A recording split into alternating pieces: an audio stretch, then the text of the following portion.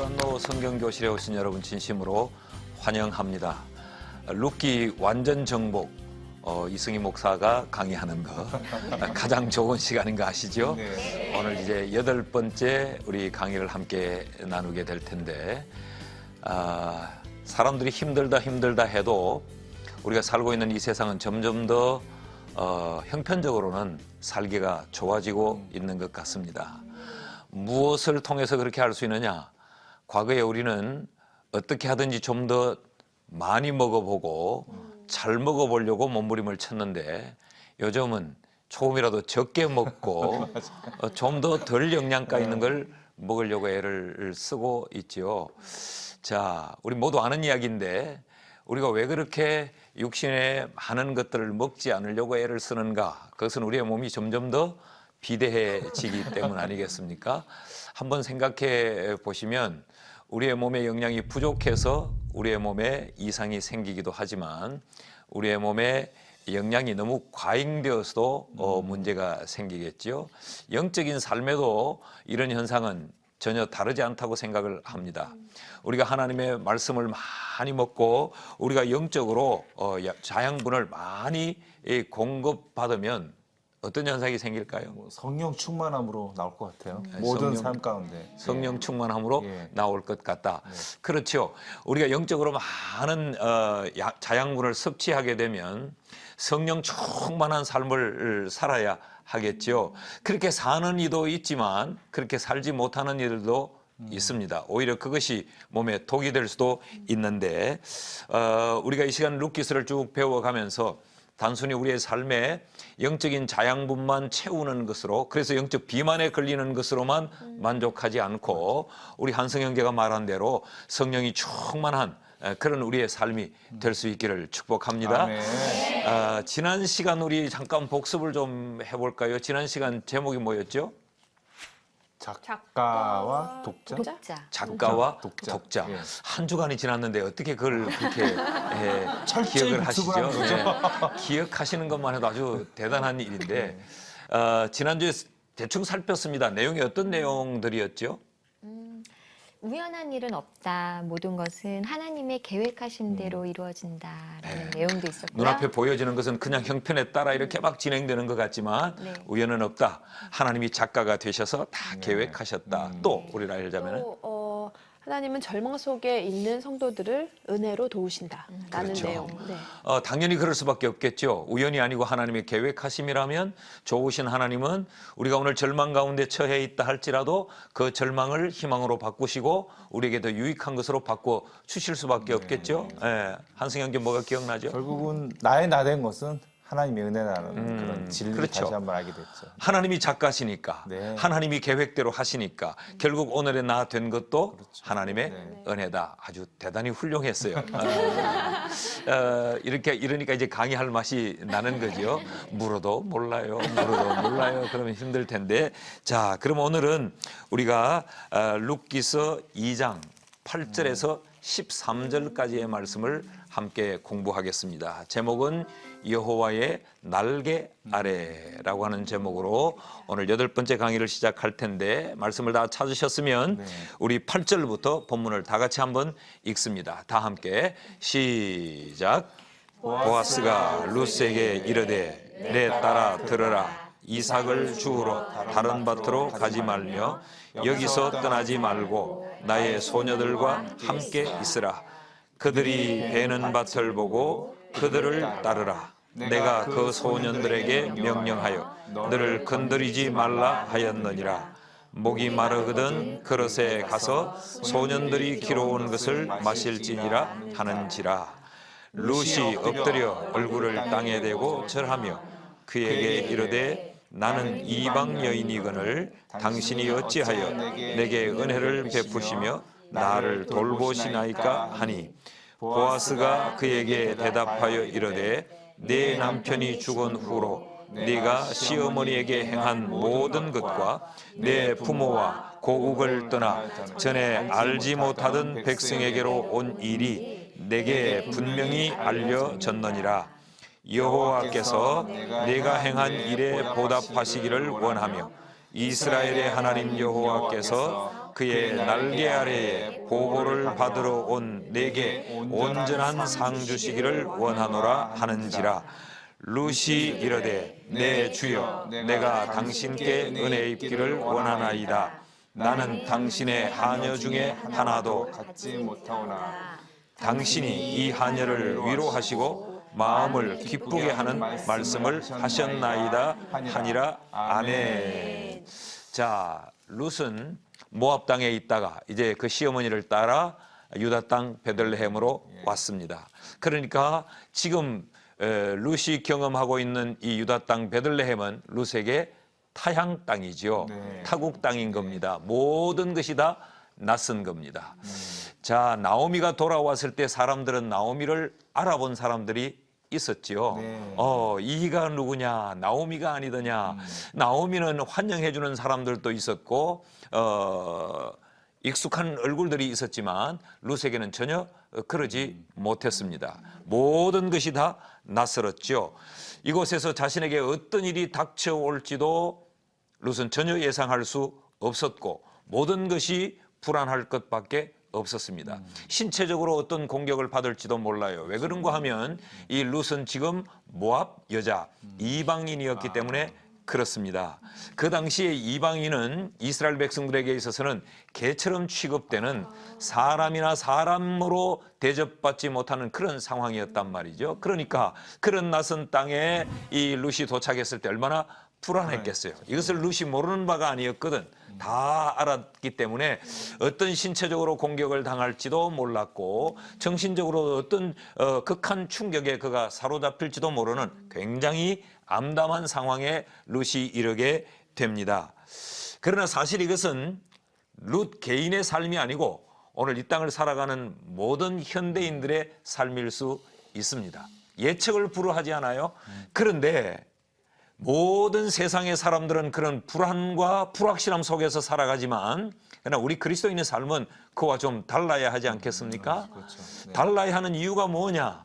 우리를 품으시고 우리를 지키시고 우리를 보호하시는 하나님이 계시기 때문에 아멘. 그렇습니다. 아멘. 네. 그래서 우리의 눈에도 똑같이 미래가 불확실해 보이고 내게 어떤 일이 닥칠지 알 수는 없지만 그러나 우리에겐 하나님이 계시기 때문에 아멘. 하나님이 우리를 보호하시고 하나님이 우리를 지키시고 하나님이 우리를 인도하실 것이라고 하는 이 확신이 있기에 우리의 삶은 좀 달라야 한다는 거지요.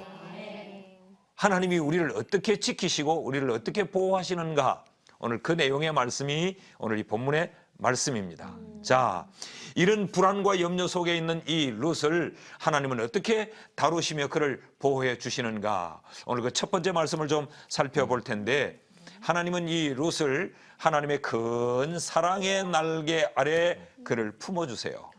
하나님의 그 사랑으로 이 룻을 지키고 보호해 주시는데 10절 말씀을 우리 혜근 자매가 한번 읽어보실까요? 10절 말씀 시작.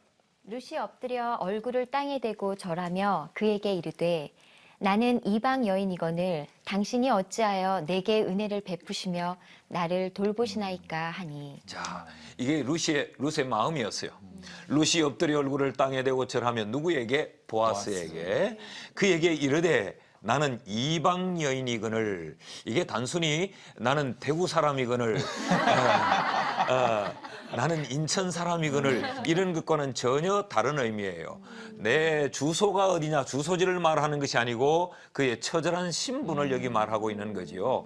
나는 당신들에 비하여 나는 이방인입니다. 당신들이 개처럼 취급하는 여자입니다. 그런데 당신이 어찌하여 내게 은혜를 베푸시며 나를 돌보시나이까 라고 말을 하더라는 거죠. 그러니까 이때에 이 룻의 마음이 얼마나 처절하고 절박하고 불안했는가를 이 본문이 단적으로 잘 보여주고 있지요.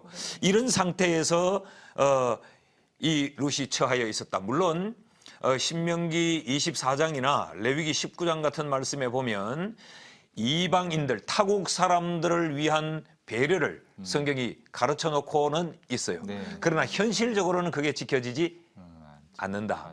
우리도 그렇죠. 이 한국의 꿈을 가지고 온 외국인 걸로. 외국인 근로자들, 그들에게 우리가 친절히 대해주고 잘해주라고 말은 하지만 막상. 우리들 현실은 보면 막대하는 그런 경우들이 있는 것처럼 그것보다는 훨씬 더 심각한 그런 상황이었단 말이죠.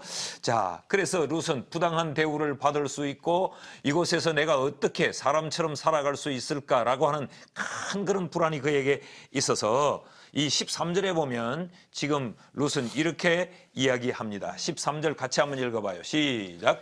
룻이 이르되 내 주여 내가 당신께 은혜 입기를 원하나이다. 나는 당신의 하녀 중에 하나와도 같지 못하오나.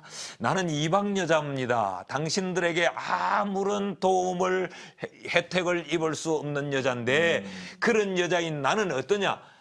보아스의 하녀 중에 하나와도 같지 못하다. 당신 집에 있는 종보다도 못한 신분입니다. 얼마나 비천한 마음을 가지고 있고 지금 얼마나 이 룻의 마음이 아주 불안 가운데 있고 절망 가운데 있었는가를 우리가 보여주죠. 그래서 제가 늘 강의할 때마다 강조했던 것이 성경은 대충 읽으면 안 된다. 성경은 아주 다시 읽어보고 내가 그 속에 들어가서 읽어보면 이런 표현들 하나가 나는 당신의 하녀 중에 하나와도 같지 아니하나이다라고 읽으면 그랬나 보다 하지만 얼마나 룻의 마음이 아주 절박했을까를 우리가 충분히 알 수 있습니다. 자, 이런 하녀보다도 못한 이방인, 그에게 보아스가 이제 은혜를 베풀어 주고 호의를 베풀어 줍니다. 여기 은혜라고 번역된 이 단어는 사랑이라는 단어로도 바꿔 읽을 수 있어요. 그러니까 이 사랑으로 이제 보살펴 주는데 오늘 본문에 등장한 그 보아스는 보아스가 룻을 대하는 모습으로 나타나 있지만 사실은 하나님이 하나님의 백성들을 어떻게 대하시는가라고 하는 그림이에요.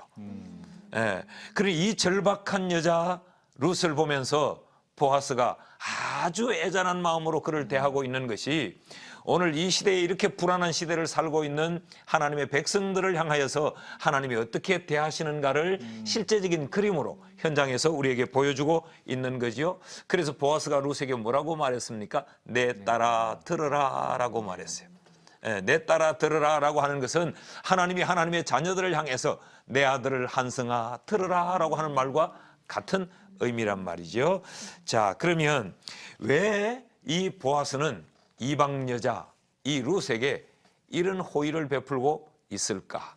그 정답이 뭔가 성경 속에 있어요. 11절 말씀을 우리 라헬 자매가 한번 읽어보실까요? 시작. 보아스가 그에게 대답하여 이르되 내 남편이 죽은 후로 내가 시어머니에게 행한 모든 것과 내 부모와 고국을 떠나 전에 알지 못하던 백성에게로 온 일이 내게 분명히 알려졌느니라. 자, 여기 답이 있습니다. 보아스가 왜 룻에게 그런 호의를 베풀었을까? 여기 아무리 읽어봐도 룻이 예뻤다? 이런 건 전혀 없어요. 그에게 대답하여 이르되 내 남편이 죽은 후로 네가 시어머니에게 행한 모든 것과 또 내 부모와 고국을 떠나 전에 알지 못했던 이곳 이 백성에게로 온 일이 내게 분명히 알려졌느니라. 그러니까 하나님은 지금 룻이 어떤 형편과 처지에 있었던가를 아셨기 때문에 하나님은 이런 은혜를 베푸셨다라는 거지요. 이 여인이 얼마나 처절한 상황에 있었는가. 남편 죽어버리고 또 시아버지 죽고 얼마나 슬픔 가운데 있었는가. 그런 가운데서도 이 여자가 그 시어머니를 잘 모셨다고 하는 이것도 알고 있고 그러면서 그 부모와 고국을 떠나서 전에 알지 못하던 백성 정말 낯설고 낯선 이 땅에 신앙 하나를 결단하고 이 여자가 왔다는 거. 어머니의 하나님이 나의 하나님이 되고 기억하시지요? 어머니의 백성이 나의 백성이 되기를 원합니다라고 결단을 하고 온 일이 내게 분명히 알려졌느니라. 내가 그것을 안다는 거지요. 그렇기 때문에 나는 네게 은혜를 베풀 수밖에 없다라는 거 아니겠습니까? 하나님이 우리를 이렇게 대하신다는 거죠. 우리는 이 땅에 내가 겪고 있는 이 아픔을 알아주는 사람이 아무도 없다는 생각을 할 때 우리가 얼마나 절망해요. 목사도 목회를 하면서 가끔 굉장히 외로움을 느낄 때가 있어요. 이 많은 교인들이 어떻게 내 마음을 이렇게 몰라줘? 라고 할 때. 그래서 쭉 어깨가 쳐져서 집으로 돌아오면 애들이 몰라요. 아빠 왜 그래? 아빠 왜 그렇게 힘을 좀 내? 그러면 마누라는 알까요? 집사람도 왜 우중충한 얼굴로 집에 들어오냐는 거지. 그럴 때 야, 아무도 나를 알아주는 이가 없다라는 생각이 들 때 우리는 무너지죠. 오늘 성경은요, 하나님은 우리를 다 아신다는 거예요. 아멘. 아시기 때문에 하나님은 그 아시는 대로 우리에게 은혜를 베풀어 주신다는 거죠. 그것과 함께 우리가 신앙의 결단을 한 것 하나님은 아세요. 하나님을 향하여서 신앙의 결단을 하고 걸음을 딛는 것, 그걸 하나님은 아시기 때문에 그 결단이 결코 무너지지 않고 좌절되지 않도록 하나님은 거기에 적절한 하나님의 은혜를 베풀어 주신다는 거죠. 그래서 지금 하나님은 여기 이 룻에게 보아스를 통하여서 지금 호의를 베풀어 주고 있는 것 아니겠습니까? 2장 12절 말씀도 한번 읽어보시죠. 한승형제가 읽어보시겠습니까? 네. 여호와께서 내가 행한 일에 보답하시기를 원하며 이스라엘의 하나님 여호와께서 그의 날개 아래에 보호를 받으러 온 내게 온전한 상 주시기를 원하노라 하는지라. 아멘. 자, 그러니까 하나님이 네가 한 일에 보답하시기를 원한다. 그 이스라엘의 하나님 여호와께서 그의 날개 아래 보호를 받으러 온 내게, 그의 날개 아래 보호를 받으러 왔다라는 말은 신앙의 결단을 하고 왔다는 이야기죠. 그것에 하나님은 외면하지 않는다는 거지요. 온전한 상 주시기를 원하노라 하는지라. 그러니까 하나님은 그가 행한 것, 그가 어떤 결단을 가진 것, 그가 어떻게 수고한 것, 그가 지금 어떤 상태에 있는 것, 이걸 세밀히 아신다는 거죠. 아시는 하나님은 아는 것으로 끝나지 않고 그 아시는 것에 의해 하나님은 일하신다는 이야기죠. 여러분, 그래서 우리가 기도가 소중한 것도 거기에 있어요. 우리의 형편을 하나님이 다 아시지만 그 하나님께 우리의 형편을 아려면 하나님이 들으시고 들으신 대로 하나님은 우리에게 일하신다는 거예요. 이게 얼마나 귀한 일인지 몰라요. 그래서 지금 룻이 그 보아스의 사랑 아래 품어지고 있는데 이것을 성경은 여호와의 날개 아래 품어진다라고 설명을 하고 있는 것입니다. 하나님이 보실 때 룻은 보호가 필요했던 거죠. 은혜가 필요했던 거죠.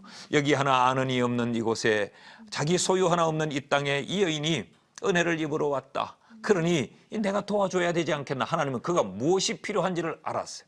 그리고 지금 어떤 형편에 놓여 있는가를 하나님은 잘 아셨고 그런 가운데도 신앙의 결단을 했던 그를 하나님은 반드시 도와주시기로 지금 결심을 하는 거죠. 그러니까 우리가 주의 날개 아래 품어 들어오면 하나님의 그 사랑으로 우리는 보호를 받을 수 있다. 이것이 오늘 첫 번째 가르치는 중요한 교훈입니다. 자, 이렇게 사랑의 날개 아래 이제 룻은 품음을 받습니다.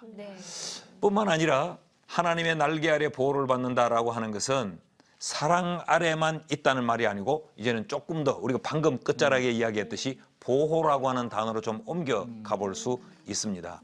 이 보호 아래 있게 하신다라고 하는 의미도 되는데 8절 9절을 우리 해근 자매가 한번 읽어보시겠습니까? 네. 8절 9절. 보아스가 룻에게 이르되 내 딸아 들으라. 이삭을 주우러 다른 밭으로 가지 말며 여기서 떠나지 말고 나의 소녀들과 함께 있으라. 그들이 베는 밭을 보고 그들을 따르라. 내가 그 소년들에게 명령하여 너를 건드리지 말라 하였느니라. 목이 마르거든 그릇에 가서 소년들이 길러온 것을 마실지니라 하는지라. 아멘. 아멘. 사랑으로 잘 거두어주는 이 보아스가 룻에게 뭐라고 말을 합니까? 이삭을 줍기 위해서 다른 밭으로 가지 마라. 다른 밭으로 가지 마라. 그 말은 무슨 말이에요? 이 밭에서 마음껏 주우라라는 이야기가 되겠지요. 그리고 자신들의 소년들과 함께 머물러라 라고 하면서 소년들과 함께 있도록 말하면서 동시에 또 무슨 말을 하는가 하면 자기 밭에 있는 그 소년들에게 이 여인을 건드리지 말라라고 말하는 거죠. 이 밭에 있는 것만으로는 완전하지 못해요. 이 밭에서 죽고 있을 때 이 여인이 이방 여인이라 이 밭에서 일하는 자들에 의해서 개처럼 취급을 당할 수도 있단 말이죠. 이것이 정신적으로 혹은 육체적으로도 이런 수모를 겪을 수 있기 때문에 밭에 있는 자들에게 건드리지 말라라고 말한 거죠. 여기 건드리지 말라라고 하는 것은 소위 말하는 성폭행을 하지 말라 그런 이야기입니다. 그 의미가 여기 담겨져 있는 거지요. 그러면서 다른 밭에 가지 말며 떠나지 말라 이 말은 경계선을 넘지 말라라는 이 경계선을 넘지 말라는 것은 딴 밭에 주워로 가지 말고 이 밭에서 주워라 단순히 이 의미만 아니고 내가 너를 위하여 경계를 쳐두었다. 그러니까 이 테두리 안에서 너는 안전할 것이다라고 하는 의미가 여기에 담겨 있는 겁니다. 이 다른 밭으로 가지 말라라고 하는 것이 이 밭에서만 그냥 주우라라고 호의를 베풀어 주는 정도가 아니고 경계선을 넘지 말라. 이거 안에 있으면 너는 안전하다고 하는 의미가 이 표현 속에 담겨져 있는 거지요. 이 밭을 떠나지 말라, 다른 밭으로 가지 말라라는 건 경계선을 넘지 말라라고 하는 의미예요. 그러니까 지금 보아스를 통해서 얼마나 이 룻을 철저하게 지켜주고 있는가를 우리에게 성경이 보여주는 거죠. 다른 밭으로 가지 말며 여기에서 떠나지 말고 이 말은 내가 너를 향하여 안전하게 펜스를 쳐두었다. 이것 벗어나지 않으면 너는 안전하다라고 하는 의미가 되지 않겠습니까? 이렇게 보아스는 철저하게 룻을 보호해주고 있단 말이에요. 그러면서 그곳에서도 자유롭게 물을 마시도록 소년들과 함께 자유롭게 물을 마시도록 소년들이 길어온 것을 마실지니라. 얼마나 놀라운 특혜가 베풀어지고 있는 거잖아. 네가 물 떠다 마셔? 나 그렇게까지는 허락해줘가 아니고 밭에 있는 소년들이 길어온 물을 그릇에 가서 그것을 네가 마시라. 그러니까 단순히 그에게 호의를 베풀어주고 그를 사랑으로 보듬어주는 것을 뛰어넘어서 그의 안전까지를 완전하게 책임지고 있는 보아스의 모습을 여기서 우리에게 보여주고 있습니다. 이것이 우리 하나님의 백성된 우리를 그의 날개 아래 품으시는 하나님의 일하심이라는 거죠. 우린 찬송할 때 주의 날개 아래 우리를 품어소서 주 날개 아래 나를 보호해달라 할 때 이 의미가 어떤 의미인가? 룻기스는 하나님이 우리에게 사랑으로 거두어 주시는 것뿐만 아니라 우리의 모든 안전을 이렇게 지켜주신다라고 하는 의미가 여기 다 담겨져 있는 거죠. 그러니까 하나님은 지금 룻을 하나님의 날개 아래로 초청해서 그 날개로 딱 품어서 이 룻에게 어떤 해도 누구에 의해서도 이 해가 가해지지 않도록 하나님이 지금 지켜주고 있는 것을 우리 머릿속에 좀 그려 보실 필요가 있습니다. 그림이 좀 그려지시나요? 예. 얼마나 놀라운 사랑이에요. 이런 것을 머리에 그리고 기도를 하면 힘들고 외로울 때 하나님, 나 하나님의 보호하심이 필요해요 라고 기도하면 그 기도는 내용이 달라집니다. 마치 한나가 하나님 앞에 기도할 때 내 심정을 하나님 앞에 통했다라고 말하는 것처럼 하나님과 기도의 이 끈이 좀 달라지지 않겠어요?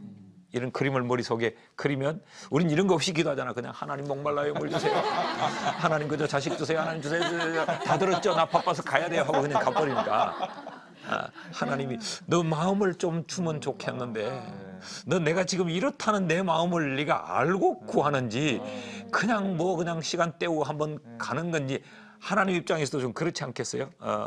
룻기스가 우리에게 이걸 가르쳐 줍니다. 성경의 여러 곳에 하나님은 우리를 보호하시는 하나님이라는 구절이 한두 구절이 아니죠. 성경을 펼 때 펴는 곳마다 하나님은 우리를 보호하시는 하나님으로 소개되고 있단 말이에요. 시편에 그런 내용들이 굉장히 많은데 시편 27편 5절 말씀을 우리 라헬 자매가 한번 읽어보실래요? 네. 여호와께서 환난 날에 나를 그의 초막 속에 비밀히 지키시고 그의 장막 은밀한 곳에 나를 숨기시며 높은 바위 위에 두시리로다. 아멘. 여러분 아멘입니까? 아멘. 자, 여기 한번 보십시오. 여호와께서 환난 날에 나를 그의 초막 속에 비밀히 지키시고 여기 초막이라는 말은 굴이라는 말이에요. 은신처라는 말이에요. 그렇게 피할 수 있는 은신처의 나를 비밀히 지키신다. 내 원수들이 나를 알아보지 못하도록 지키시고 그의 장막 은밀한 곳에 나를 숨기시며 그러니까 이 은밀한 곳에 숨겨놓았더니 누가 찾을 수가 있겠나요? 여기 초막 속에 비밀히 지키시고 장막 은밀한 곳에 나를 숨기시며 높은 바위 위에 두시리로다. 높은 바위 위에 둠으로 속된 말로 아래 것들이 범접치 못하도록 지금 하나님이 하시겠다는 거예요. 이것이 하나님의 날개 아래 우리를 품으시는 하나님의 보호하심의 은혜입니다. 이런 구절들이 참 많은데 시편 91편 4절에도 이런 내용을 말하고 있어요. 우리 한승 형제 한번 읽어보실까요? 그가 너를 그의 깃으로 덮으시리니 내가 그의 날개 아래에 피하리로다. 그의 진실함은 방패와 손 방패가 되시나니. 그 하늘을 그의 깃으로 덮으시리니. 이 깃은 뭐예요?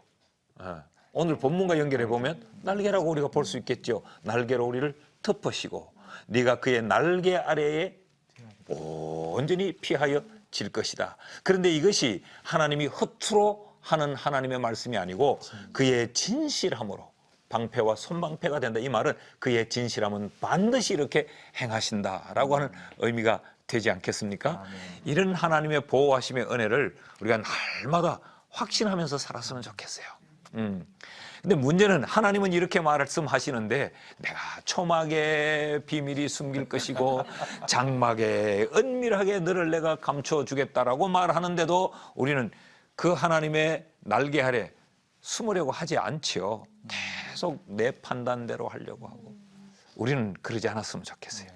주의 날개 아래 품고 주의 날개 아래 숨는 우리가 다 되실 수 있기를 축복합니다. 자, 이 주의 날개 아래에 있으면 이렇게 안전한데 이 경계선을 벗어나면 우리는 불안해지는 거지. 거기는 누가 나를 지켜줄 곳이 없어 무엇을 어떻게 당할지 우리가 모르는 그런 지경이 되고 말지 않습니까? 그러면 우리는 이런 생각을 좀 해봐야 돼요. 내가 정말 하나님의 이 보호를 받고 있다라고 느낀 적이 있는가? 하나님이 나를 보호하고 계셔. 이걸 머리로만 아는 것 말고 그저 기도할 때 쭉 나열하는 것 말고 찬송 부를 때 의미 없이 그냥 곡조에 실어서 표현하는 것 말고 내가 정말 이걸 느낄 때가 있었는가? 아니 느끼고 사는가? 이런 걸 좀 생각해 볼 필요가 있지 않겠어요? 누가 한번 이야기해 보실까요? 역시 한승 형제가 먼저 해봐야지.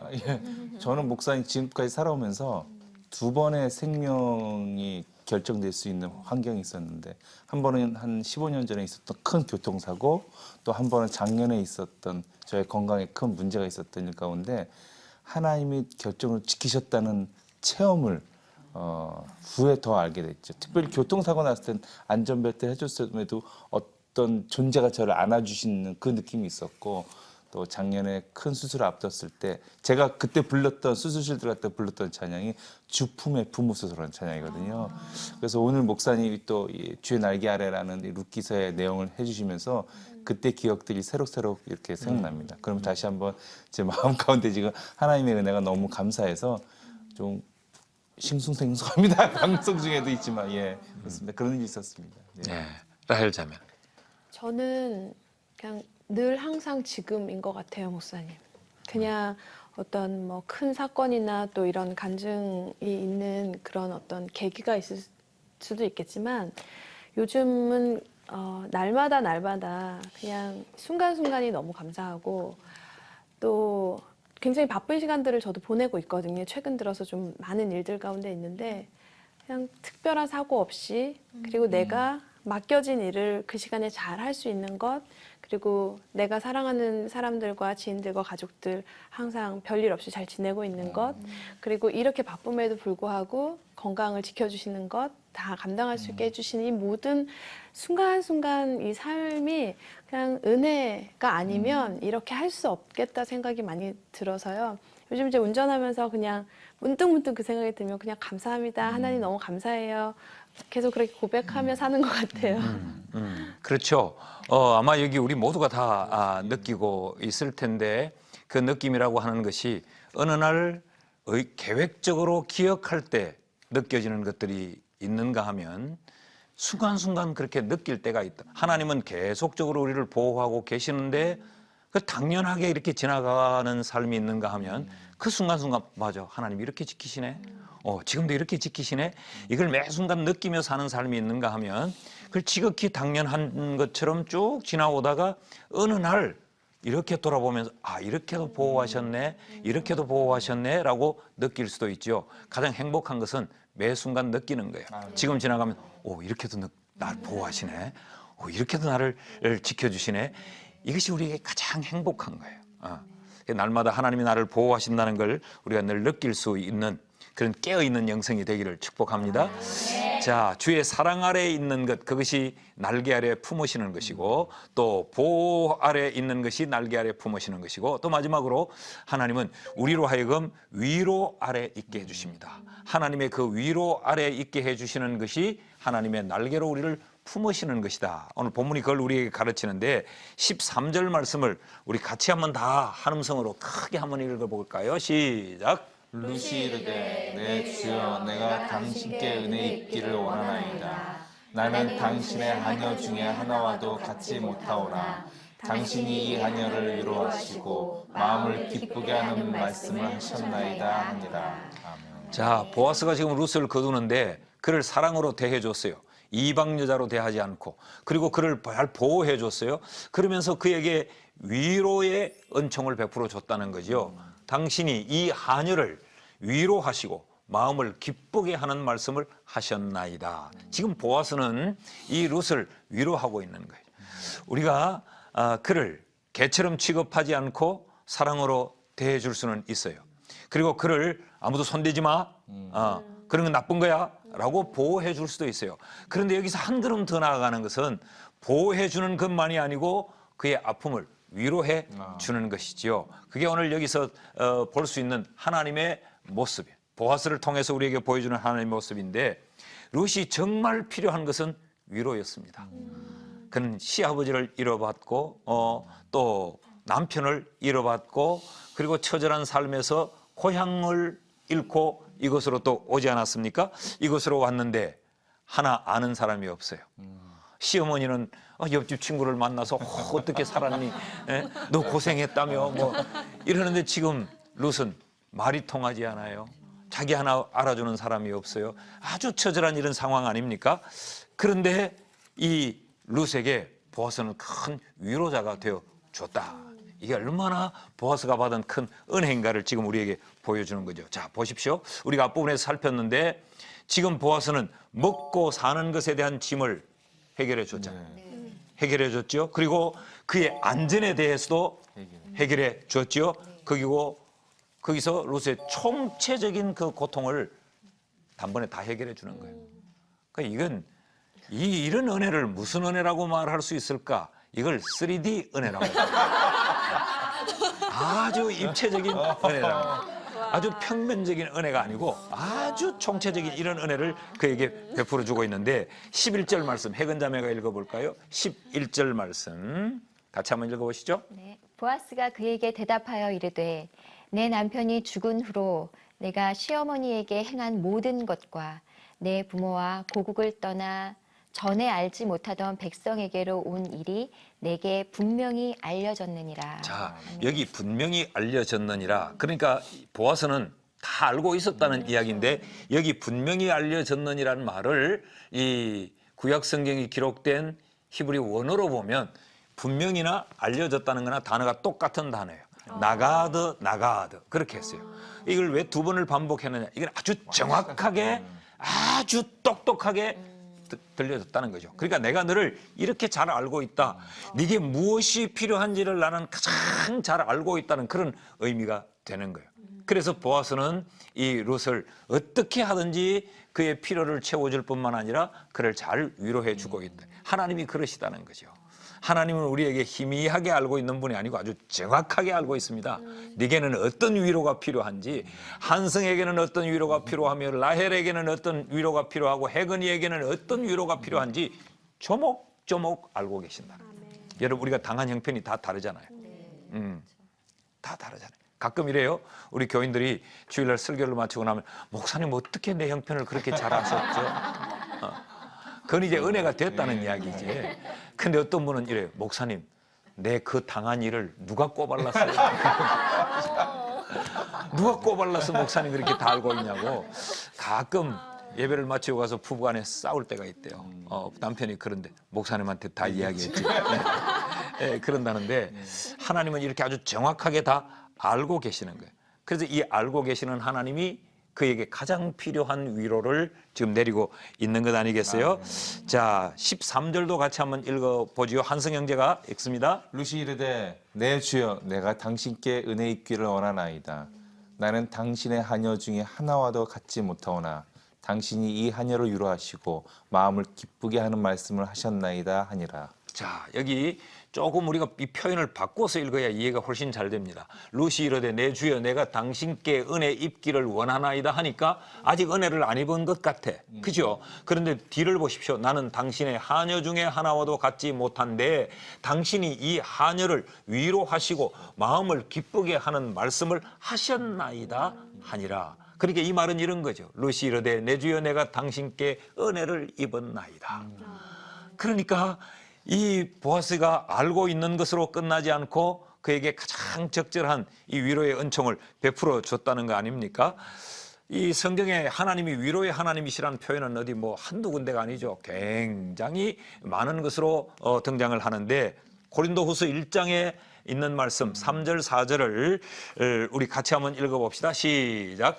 찬송하리로다. 그는 우리 주 예수 그리스도의 하나님이시요 자비의 아버지시요 모든 위로의 하나님이시며 우리의 모든 환난 중에서 우리를 위로하사 우리로 하여금 하나님께 받는 위로로서 모든 환난 중에 있는 자들을 능히 위로하게 하시는 이시로다.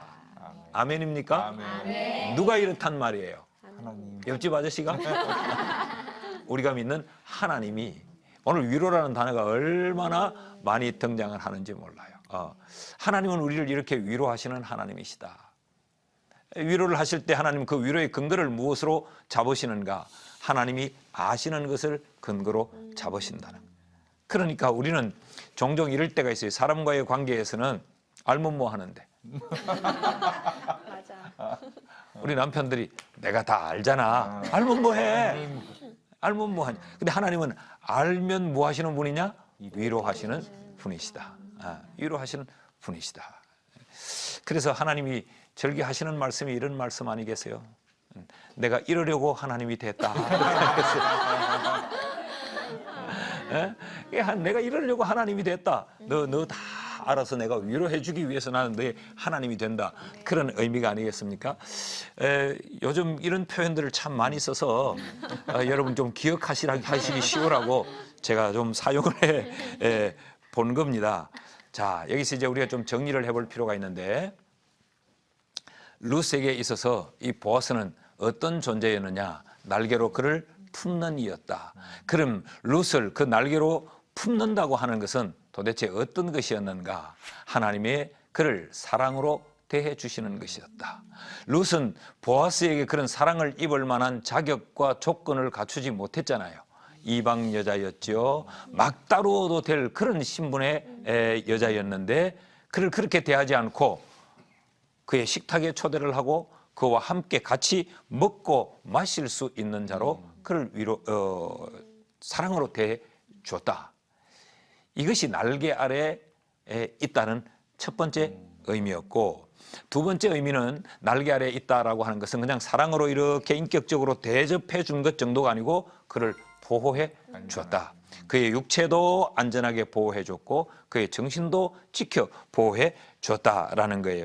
우리가 여기 좀 중간에 구절들을 좀 뛰어넘긴 했는데 사실은 이 이삭을 주울 때도 그냥 죽도록 버려두지 않았어요.